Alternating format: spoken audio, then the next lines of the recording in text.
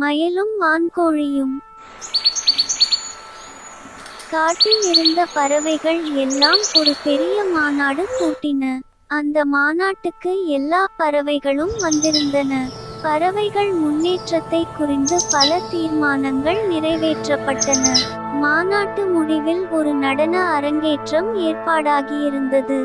திட்டப்படி கடைசியில் மாநாட்டு மேடையின் மீது ஏறி மயில் நடனம் ஆடியது. நீல புள்ளிகள் நிறைந்த அழகிய பச்சை தோகையை விரித்து மயில் ஆடிய நடனம் பார்க்க பார்க்க இன்பமளிக்கும் காட்சியாயிருந்தது. பறவைகள் மயிலை மிகவும் பாராட்டின. அதன் அற்புதமான நடன திறனை குறித்து அவை புகழ்ந்து பேசின. பல பரிசுகளும் மாநாட்டின் சார்பில் மயிலுக்கு வழங்க பெற்றன. இவற்றையெல்லாம் ஒரு வான்கோழி பார்த்து கொண்டிருந்தது.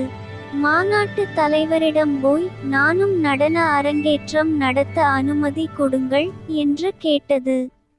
நீயா என்று வியப்புடன் கேட்டது. மாநாட்டு தலைவராக இருந்த பருந்து, ஏன் ஆச்சரியப்படுகிறீர்கள்? என்னையும் ஆடவிட்டு பாருங்கள்.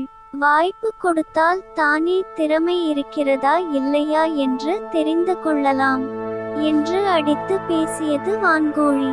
மாநாட்டு தலைவர் பருந்து அனுமதி கொடுத்து விட்டது.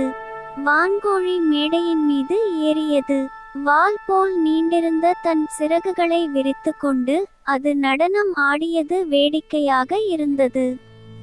எல்லா பறவைகளும் கேலி செய்து சிரித்தன.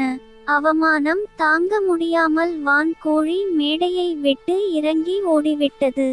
கருத்துரை: மயில் ஆடுவதை பார்த்த வான்கோழி தானும் அதுபோல் ஆட முடியும் என்று கருதியது. இது தவறு. கல்வியில்லாதவர்கள் கவிதை எழுத முயல்வது வான்கோழியின் செயல் போன்றதுதான்.